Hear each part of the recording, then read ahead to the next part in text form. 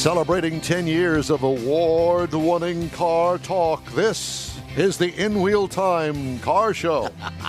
Your weekly go-to all things automotive place. Howdy, along with Mike out of this world, Mars, King Conrad DeLong, and Jeff Zekin. Don Armstrong here with you. So glad that you could join us today. And we've got a guest coming in on Zoom right now, and his name is Jim Owens. He's the Shelby marketing man and ambassador of Goodwill. Jim, thanks so much for joining us on a Saturday. We're so glad to be here. You know, a week before National Mustang Day, what better time to then reach out and talk to our friends in Houston? Well, you're not busy or anything, are you, Jim? We're getting ready. We're going to actually be down in the great state of Texas this coming week. We're doing the Shelby GT500 track tour at Texas Motor Speedway at Bruton's place. And we've invited about 400 people to come in and drive the Shelby GT500s with the Ford Performance Racing School. I know that we all got our invitations, and 404. We all got our invitations, and unfortunately, we're just going to have to decline because we're all so darn busy down here. Not. Well, I mean, honestly, I thought we reached out to most of the Tawa people. I can ask my communications team. No, Jim, I'm just jacking with you, my friend. Not to worry, it's all good. I was going to say, they're doing 160 on the Roval. Texas Motor Speedway is actually knocking a hole in the wall so we can use the inside road course and the Roval, the outside oval. So in the hot laps, people are going to be probably getting up to about $160 coming in before the paperclip. I'm not worthy of driving something like that, but I sure am worthy of sitting in that front passenger seat. Yeah, I'll do that any day. Well, the cool thing about it is... Yeah, so you know what we do, right, is we let them drive first with the instructors in their headset, and then we give the hot lap, right? We don't give the hot lap first. Yeah, show them what it can do, and you've got a pro there. So, what kind of prep do these cars go through to do this? Yeah, so we did it back in 2015, 2016 with the GT350. Yeah, and we tried to go to every track that Carroll scored points in the 60s that was still running. We missed one of the Washington tracks, and then we missed Watkins Glen because they were repaving. And now we're doing it on the GT500 as well. But what we do is our proving grounds have a certification assessment. So when the engineers go and drive the vehicles to do the testing, there's a certification process. And each of those vehicles, before they get on the reliable carrier, go straight through the same engineering testing assessment that the test vehicles do. So we want to make sure not only our customers safe on a track, but also, safe from COVID. So, Jim, you don't do any special prep for these cars that are on this tour with you? No. So we have both the carbon fiber handling package cars, the carbon fiber track package cars, and just the handling package cars. So, those come with camber plates, adjustable camber plates. So we do set the setting to, what's in the owner's manual for track use. Other than that, these are the same. They come off the dealership showroom. These are Shelby's. These are what's expected of that car and that brand. I know, but they don't have to make it up to take it to the track. It's made to take to the track. Well, I understand, but I hear of factory race cars, and the factory does make an R or whatever designation they've got, and if you really want it to go extra fast, well, okay, you can do that. That's when you go get the Hertz car. On this car, we want it to be the actual car that you can take off the dealer lot. So, for example, when we did it in Las Vegas before COVID, and we ran the drag strip and the road course, and literally people were running mid 10.8 stock. Wow. Stock. Yeah. Bone stock. Yeah. So we want customers to enjoy the car. And I mean, if you think about it, and you guys have chatted with me before, we offer the Ford Performance Racing School for everybody who purchases a GT350, a Mach 1, a GT500, a Raptor, the old Focus RS, even going back to Boss 302. Those are the same cars that are doing last year we put almost 6,000 people through those classes. Wow. And those are the exact same vehicles that you get at the dealership. Jim, what does a Mustang go through when it comes to Shelby? So for Shelby American, Gary Patterson, who's the president and CEO, and Vince Laviolette, who's their chief R&D and test driver, they take a lot of the things that we would have wanted to do, like our engineers, but because we're set up for driving full out on the streets, meeting the corporate guidelines. There's some things that individuals might want to do to their car that don't fit into, what we can do from a corporate base. Yeah, the corporate world. Right. But I mean, then Gary and Vince make it a wide body convertible with wider tires and 850 horsepower. Right, but it doesn't stop there. I mean, don't you do some sort of body strengthening, some sort of suspension work, and obviously engine work?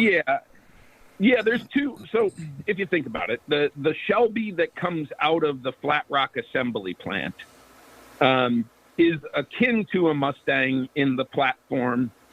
Basically the foundation and the platform. Then all of the suspension, cooling, brakes, tires, calibration, engine, supercharging, exhaust, all of those things get changed from the base Mustang at the plant. Then once you buy it from your dealer, you can take it even the next step and go to Shelby American and Gary out in Vegas and have it upfitted even further. And yeah, they do torsional rigidity stuff. Their wide body kit is amazing. I mean, putting that tire, that horsepower down, you need a wide tire, and their wide body kit literally accommodates that wider tire that allows you to get that. Are they steel bodied fenders? They're aluminum. They're aluminum and steel. The stuff that Shelby American does afterwards is fabricated steel. It's not the fiberglass. Yeah, I think to quote your founder, there's never too much horsepower. It's just a lack of traction. Yeah, Carol always loved. I mean, working for him was so much fun. I mean, and a lot of people saw the movie and all that stuff, but he wanted to challenge everybody to make it more. And, I remember him walking in with Derek Kuzak, who used to be the chief engineer for the company, and he'd walk in and he'd be like, Derek, I need more horsepower. And that's, back when we had 500, and then we went to 540 on the KR, and then 662, and now 760. I know someplace he's looking down and smiling and asking still for more horsepower. Yeah. So, where are you currently physically located? I'm in Dearborn. So I went and worked for, I worked for Ford for 22 years, left and went to work for Carroll for 4. When Carroll started getting sick again and, thought it was closer to the end, he wanted somebody back on the Ford side who was Shelby. So I went back to work for Ford. So I worked in Dearborn, mostly out of my house now, given COVID. But we still are doing our events this year, which is nice. The outdoor events, we're doing them safely, obviously, both from a track and a COVID standpoint. But yeah, so I came back in 2012. So launched the Boss 302, the 2015, the Gen 6, the GT 350, then went over to the Ford Performance team and launched the Ford GT, working for Henry Ford III. Then when the 2020 Shelby GT500 was going to launch again, I had to come back over and do that. Of course you did. Jim, do you ever get into the stable of Mustangs there and then take one that's dropped the top and take it down Hines Drive? Yeah, it's kind of interesting. My girlfriend's son has an 06 that he's updated it to include the Ford Racing cams, the air intake. He stole my KR exhaust. It sits at about 106 decibels at idle. Oh, gosh. That one out occasionally just to have some fun with the neighbors. Yeah. Hines Drive was a big meetup place back in my day.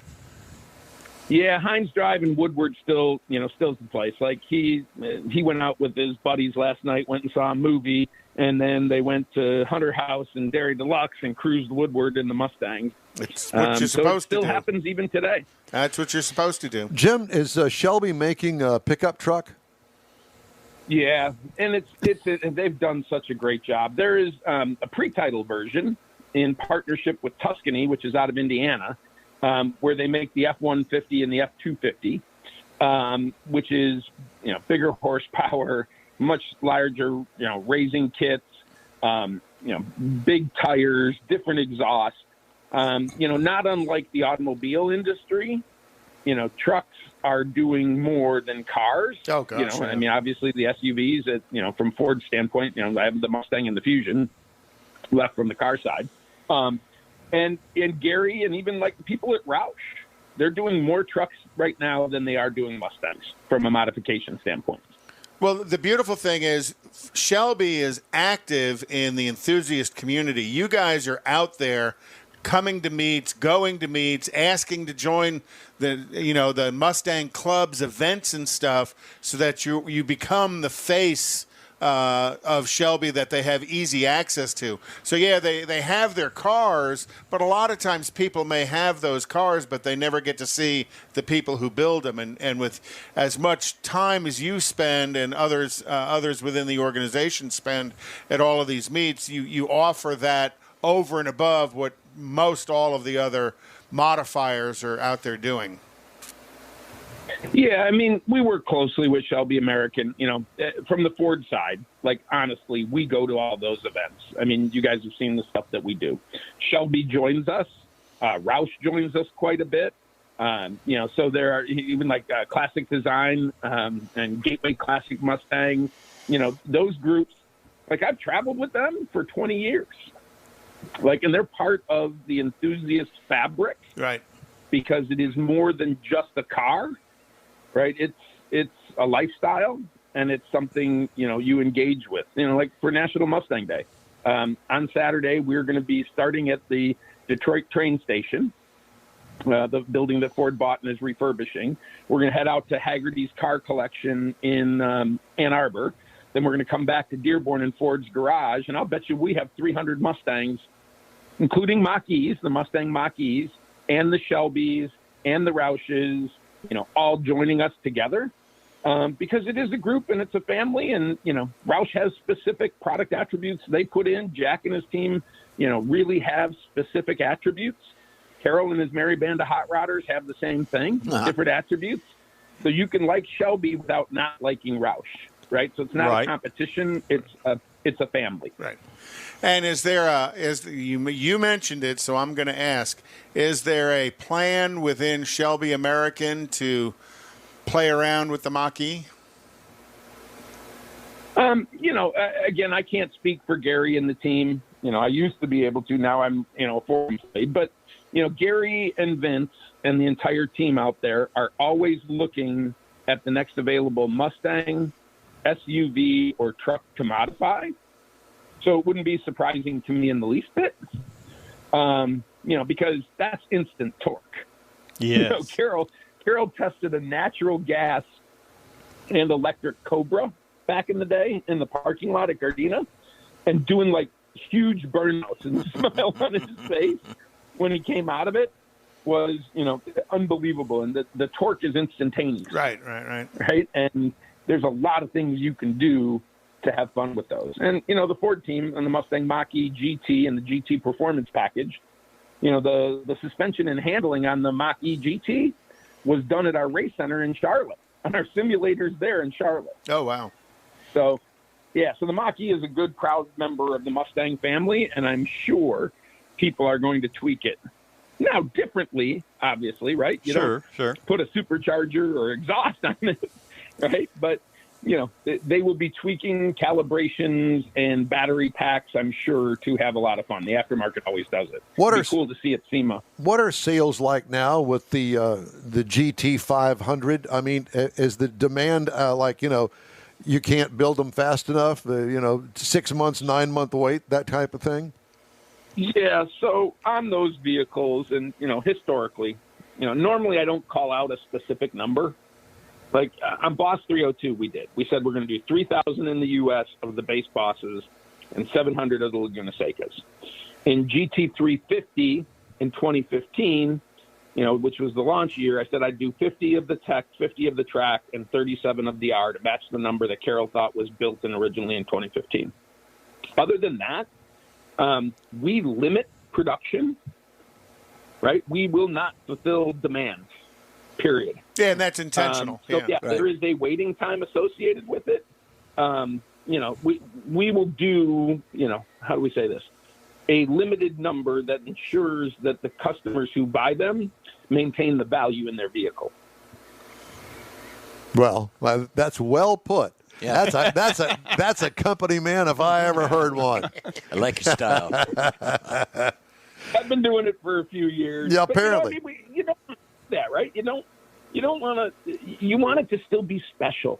Yes. Like the stuff that we do with Shelby's and even like the Bullet and the Mach 1. That Mach 1, you guys, I cannot wait till you drive it. I know they're getting out into the press fleet soon.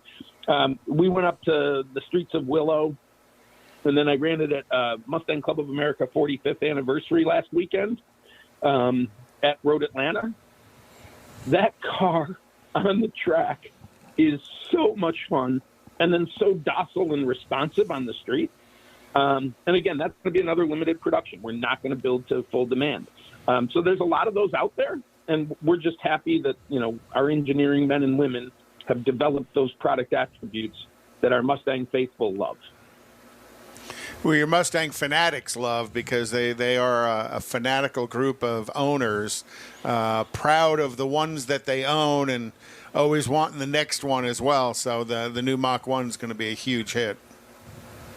Yeah, we were at Barrett-Jackson 2 weeks ago, and we auctioned off VIN 1 for JDRF.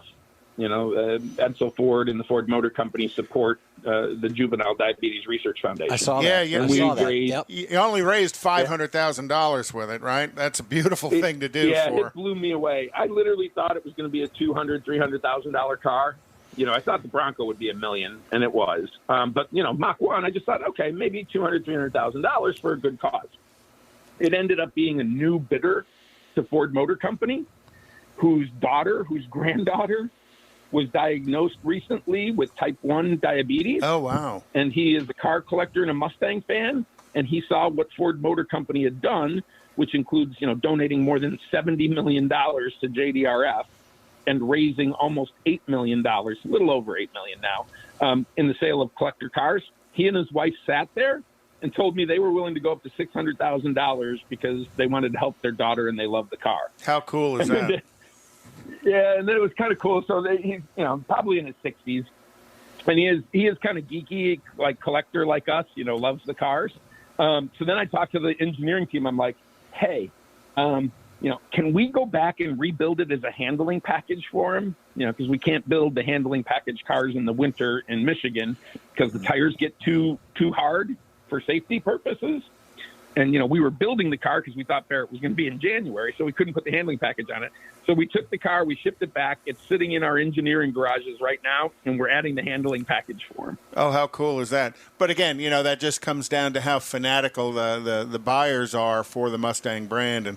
And I'm sure that car is going to get packed away somewhere as VIN 0001 of the new Mach 1. And it'll be. Yeah, we do hope they drive it. I mean, Carroll used to force us to drive. I use that term loosely. Would force us to drive Cobra 1 before he sold it because he always wanted it driven. And I remember being out at Monterey, driving it from the Jet Center back to Laguna Seca in the dark at night. The lights go out, and I'm like, I am driving a priceless vehicle. But Carroll always wanted you to drive your cars and enjoy them. Wow. Nice job if you can find it, huh? So what do you drive? Again, I'm blessed. What do you drive now that you're working at Ford? So I'm in the middle of moving right now. So I drive an F-Series. I still have my one-of-one 07 GT500 KR from when I was working with Carroll. So I take that out when I can. And then I take one of my favorite cars to drive is the flat plane crank GT350. What a sound! One of the vintage editions. There's that music that a flat plane crank makes, pulling torque all the way up to 8,250 RPMs is a magical experience. Yes. And I still love driving that one. So I know Ford's going to have, and I imagine Shelby will be with them, and I assume Roush as well. You guys will have a presence at Woodward this year. What do you want to divulge the plans? Yeah, they're still looking. The state of Michigan is still, battling COVID like the rest of the country. So if Woodward, and right now it is still scheduled to go on, and if it does go on, we will still be doing Mustang Alley at 9 Mile in Ferndale, Woodward, and hope for more than 1,000 Mustangs to show up. We always do something fun. One year we did a burnout box. So the neighbors decided that all the smoke rolling through the neighborhood wasn't a good thing. Hey, you're just keeping the mosquitoes down. Jim. But we'll always do something fun there. Jim, it is a true honor and pleasure to talk to you, and we wish you the best of luck. Let's stay in touch, and we hope to talk to you again soon. Keep us up to date if anything comes down the pike. Absolutely. You can tell I enjoy doing this, and thank you for carrying on the hobby and the love and affection for the cars. We really appreciate it. Well, and we appreciate you. Again, thanks, Jim Owens with the Ford Motor Company and the Shelby marketing man, ambassador of goodwill. I kind of threw that in there, but he is really. Really? Yeah, and we all want his job. Yeah, everybody. I'm telling you. Yeah, exactly. Okay, time now for This Week in Auto History. You have that, I believe. And Jeffy will cue up the video. We're queuing. This Week in Auto History. In 1926, Grand Prix racer Jack Brabham was born in Hurstville, New South Wales, Australia. He was credited with having run the green decade of Formula One racing between 62 and 73, where the British Formula One teams won 12 world championships, all with that British racing green. You had mentioned the British racing green earlier in your review. Brabham raced alongside greats like Jim Clark, Jackie Stewart, Graham Hill, Denny Hulme, and actually Jack Brabham's son, Jeff Brabham, was also an F1 Formula One driver.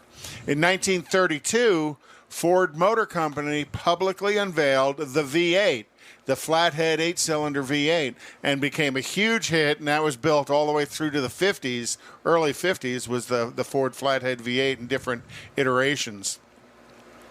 In 1970, AMC, the company that first introduced the compact car back in the 50s, introduced the Gremlin. Yes. America's first subcompact car. AMC was the only major independent car company to survive the 70s. Was that the first hatchback? No. No.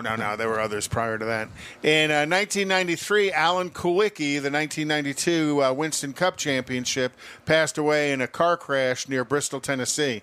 Alan, the son of a USAC mechanic and engine builder, Jerry Kulwicki, grew up in Milwaukee. His father didn't approve of his son racing cars, but again, Alan won the NASCAR championship. And if you ever watch, some of the NASCAR guys will run backwards. That is called the Polish victory lap, and that is all in honor of Alan Kulwicki. That's the way I drive. In 1996, the Museum of Modern Art in New York City placed the Jaguar E-Type in its permanent exhibit, and one of 3 cars to be honored with that.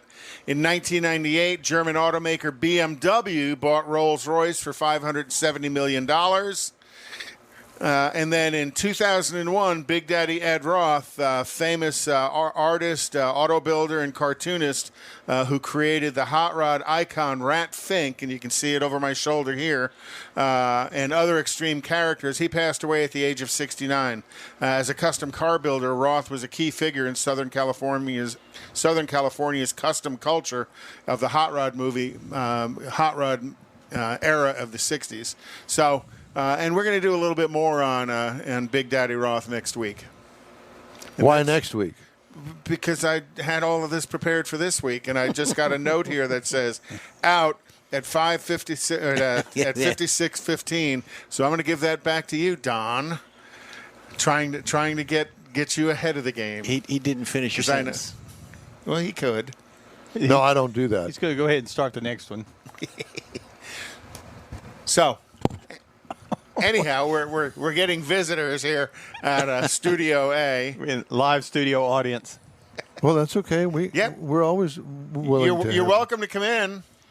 We'd love to have I have you. a chair right Come here. on in. She Got went a that way. chair. See, it's Jeff's wife, Kathy. So that is this week in automotive history. Well, thank you The very end. much. The end. All right. Well, we'll go with that. Next week, we will be at Tailpipes and Tacos at a different location that we normally are at. Now, the Tailpipes and Tacos event will continue as it normally would out at the Katy location. Where we normally would be. Next weekend, we're going to be at what is called Loopy number 2, which was the first expansion, and that's going to be at the Kirby Drive location next to Academy Sports and Outdoors, right there on 5969, the Southwest Freeway. We'll be there from 8 a.m. to 11 a.m., which just happens to coincide with the Tailpipes and Tacos hours. Strange how that worked out. Yeah. Yeah. So we invite you to come by, and hopefully you'll stop in and say hello, whether you've got a cruise-in car or not, because you can come in, park your car separate. Check out everything else that's there. Yeah. It's a fun event. It's a family event, and they'll have breakfast tacos, and They're they'll good, also too. have Bloody Marys and Mimosas. those funny little orange juice drinks. I prefer the Bloody Marys. I do too. I prefer the tacos. 5 or 6 of them. Tacos, that is. Yeah. So at any rate, And all right, I'll we're be going. signing autographs. Nice save. Thank you. We're going to take a quick break. We'll be back to wrap up today's events after this. The Tailpipes and Tacos monthly cruise-in has become so popular you'll be able to attend at more locations. Enjoy fabulous Houston car culture at any of the 4 participating Loopy Tortilla Tex-Mex restaurants. Tailpipes and Tacos will be held in Tomball at Highway 249 near 2978, Bay Area Boulevard near the Gulf Freeway in Webster, the Grand Parkway just south of I-10 in Katy, and the Kirby location off the Southwest Freeway. Tailpipes and Tacos is the place to enjoy made-to-order breakfast tacos, fresh coffee, and awesome cars. Mark your calendar for Saturday, April 17th for the next Tailpipes and Tacos at one of the 4 participating Loopy Tortilla Mexican restaurants, 8 to 11 a.m. Tailpipes and Tacos is free and everyone is invited. See collector cars, hot rods, customs, originals, and resto mods. Cars from all over Southeast Texas cruise in and show off in this friends and family event. Start your Saturday off right at Houston's hottest cruise-in. Tailpipes and Tacos, April 17th, 8 to 11 a.m. Participating Loopies are located in Tomball, Katy, West University, and Clear Lake. April 17th. In real time, we'll be broadcasting from the West University location on the Southwest Freeway, weather permitting. Is your business or company looking to stand out in a crowded advertising market? Looking to reach the real auto enthusiast? Well, you found it. You're listening or watching in Wheel Time, and so are your fellow enthusiasts. The In Wheel Time Car Show now reaches 500,000, and we can put together a marketing plan that will engage them in your product, business, or service. To get the tires rolling, just shoot us an email to our marketing director, Jeff Zekin. His address is jeff@nwheeltime.com. If you're in charge of your company's small, medium, or large business anywhere in the U.S., let the On Hold Company help you retain customers and promote your business on your telephone system. Promote special sales or company info when placed on hold. The On Hold Company provides custom on-hold messages with professional male or female voices, licensed background music with no long-term contract, no monthly recurring bill, and updates your messages as needed. Call the On Hold Company at 713-223-HOLD or go to onhold.net. Well, that's it for this episode of the In Wheel Time Car Show. When you're on Facebook, please give us a like, tell your friends about us, and share our junk if you will. You'll get Conrad's unicorn hunting features, along with all things automotive all week long. The In Wheel Time Car Show streams on Facebook, YouTube, Twitch, and on InWheelTime.com. Podcasts are available on Pandora, Amazon, Apple Podcasts, Spotify, Stitcher Radio, iHeart Podcast, Google Podcast, and Podcast Addict, among others. Special thanks to all of our guests today. The In Wheel Time Chief Engineer is the fabulous David Ainsley. Our video technical director, sales and marketing man, Mr. Jeffrey, we need more Jeff Zekin. This week's In Wheel Time Car Show is produced and directed by Chaos. For booking agent and podcast man Mike Out of This World Mars, his royalty king Conrad DeLong. I'm Don Armstrong, inviting you to join us for our next live show next Saturday, 8 a.m. to 11 a.m. Central Time, where we'll be broadcasting from a new Tailpipes and Tacos location on 59, the Southwest Freeway, between Shepherd and Kirby Drive, next to Academy. Right here on the Smoke and Mirrors Network. Goodbye for now, everybody.